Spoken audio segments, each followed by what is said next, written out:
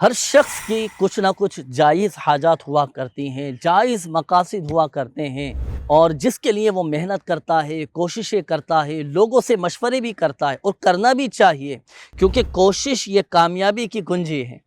آئیے ناظرین، آج انشاءاللہ الکریم میں آپ کو ایک ایسا وظیفہ بتاؤں گا کہ جو ہمارے آقا صلی اللہ علیہ وآلہ وسلم نے ارشاد فرمایا ہے، اور اس وظیفے کی، اس دعا کی برکت یہ ہے کہ جو مسلمان اس وظیفے کو پڑھ کر ان کلمات کے ساتھ دعا کرے، اللہ پاک اس کا وہ جائز مقصد پورا فرما دے گا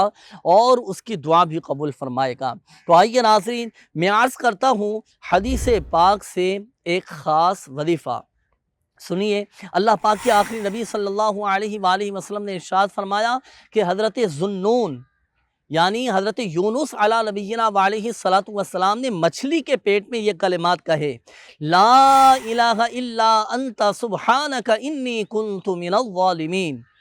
پیارے آقا صلی اللہ علیہ وآلہ وسلم نے ارشاد فرمایا کہ لہٰذا جو مسلمان ان کلمات کے ساتھ اللہ پاک کی بارگاہ میں اپنے جائز مقاصد کے حصول کے لیے دعا کرے، اللہ پاک اس کی دعا قبول فرمائے گا اور اس کا وہ جائز مقصد پورا فرما دے گا۔ تو الحمدللہ عز و جل ماہ ربیع الاول شریف ہے، حضور کی ولادت یہ باسعادت کا یہ مہینہ ہے، خوب دعائیں کرنی ہیں، اور جب ہم دعائیں کریں تو اپنی دعاؤں میں ان کلمات کو بھی شامل کرنا ہے۔ انشاءاللہ الکریم اللہ کی رحمت سے ہماری دعائیں قبول ہو جائیں گی، اور جو بھی ہمارا جائز مقصد ہوا، جو ہماری جائز حاجات ہوئیں، وہ بھی انشاءاللہ الکریم اللہ کی رحمت سے اس وظیفے کی برکت سے پوری ہوتی چلی جائیں گی۔